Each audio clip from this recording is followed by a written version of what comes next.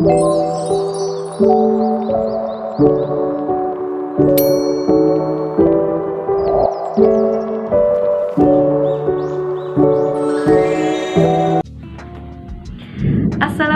warahmatullahi wabarakatuh. Halo teman-teman, di video kali ini saya akan membahas sebuah topik yang semoga dapat memberikan edukasi kepada teman-teman semua dan dapat memberikan manfaat tentunya. Topik yang akan dibahas pada video kali ini yaitu mengenai mobile banking. Video ini juga dibuat untuk memenuhi dari tugas mata kuliah literasi digital dengan dosen pengampu dari Bapak Zulhafiz. Baiklah, selamat menyaksikan ya teman-teman. Jadi, apa itu mobile banking? Mobile banking atau biasa disingkat m-banking merupakan suatu transaksi perbankan melalui media ponsel baik dalam bentuk aplikasi m-banking ataupun aplikasi bawaan dari operator seluler.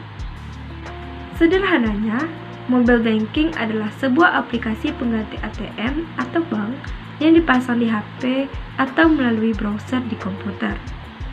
Sebenarnya, aplikasi m-banking sudah ada jauh sebelum pandemi menyerang, bahkan sebelum internet menjamur di Indonesia.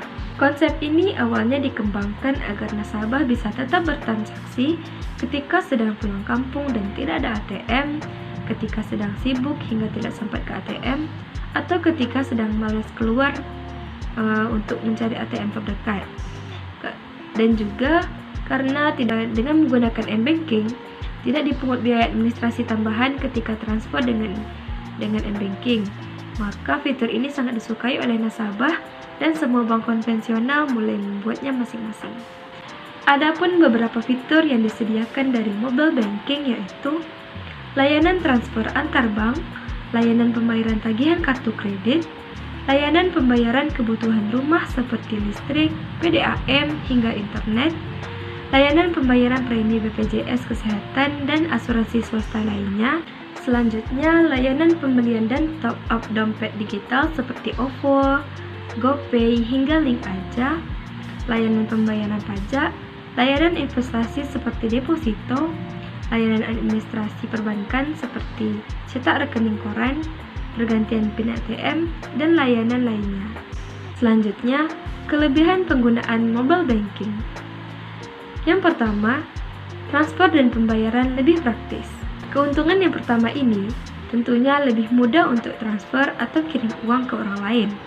Selain lebih mudah dan juga lebih cepat untuk transfer ke orang lain, berdasarkan pengalaman tidak sampai butuh 5 menit sudah sampai ke rekening tujuan. Dan juga untuk pembayaran seperti listrik atau kuota internet juga menjadi lebih mudah. Selanjutnya yang kedua, mutasi rekening tercatat rapi. Dan yang ketiga, mengetahui sumber dana dengan praktis. Kelebihan m-banking dari poin kedua dan ketiga ini diberikan dari m-banking untuk memenuhi kebutuhan dari nasabah, di mana setiap transaksi diinfokan dengan sangat jelas dan tercatat rapi dan sangat praktis tentunya. Dari mobile banking, yang keempat ada transaksi 24 jam dari mana saja, dan yang kelima fleksibilitas pembayaran.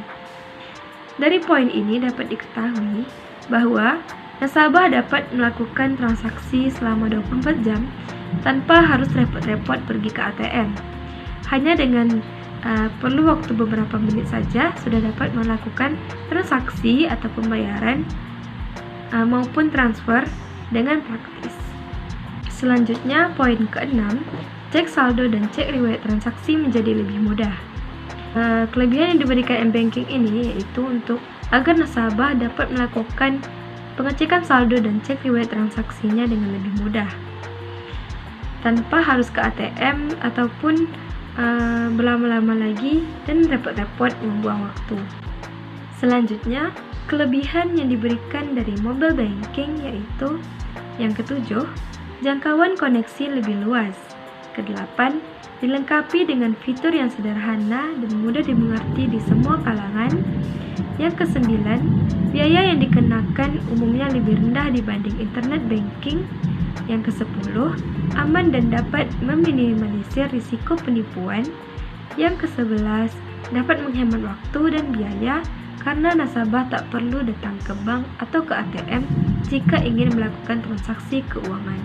Kemudian, adapun kekurangan dari mobile banking yaitu yang pertama, rentan mengalami penipuan atau smishing, yaitu dihubungi hacker yang menyamar sebagai institusi keuangan. Banyak oknum yang mengaku sebagai petugas bank dan meminta info rekening, kata sandi, dan PIN banking dengan alibi ingin melakukan pengecekan, terjadi salah transfer, dan lain sebagainya.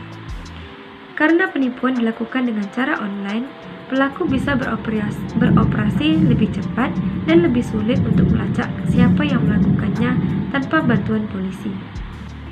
Terjadinya penipuan ini sendiri disebabkan karena kelalaian pengguna yang memberikan info akun m-banking ke orang lain yang masih sangat banyak dilakukan di Indonesia.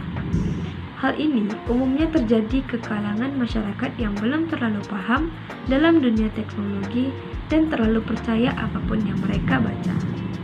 Kekurangan m-banking yang kedua yaitu dibutuhkannya smartphone yang lebih canggih untuk mengaksesnya. Kemudian yang ketiga, fitur keamanan melalui koneksi yang terinskripsi bisa dihack jika smartphone hilang atau dicuri. Dikarenakan fitur keamanan m-banking yang kurang sehingga mudah dihack, dan juga jika HP dicuri, maka kita harus mengurus akun m-banking kita. Namun, mengurus akun m-banking memang lebih mudah jika dibandingkan dengan mengurus kartu ATM yang hilang. Anda hanya perlu mengikuti langkah-langkah yang diberikan dari pihak bank. Namun, prosesnya memang cukup memakan waktu yang lama jika ingin memasang akun m-banking lagi di HP kalian yang baru. Selanjutnya, kekurangan dari mobile banking yang kelima yaitu berisiko terhadap pencurian data. Untuk poin ini sama halnya penjelasannya dengan pada poin yang pertama. Dan poin yang keenam dapat menyebabkan pemorosan oleh nasabah. Ini disebabkan karena adanya kemudahan yang diberikan dari mobile banking, yakni seperti kemudahan dalam bertransaksi, menyebabkan nasabah menjadi boros sehingga berdampak negatif dan menjadi suatu kekurangan dari mobile banking.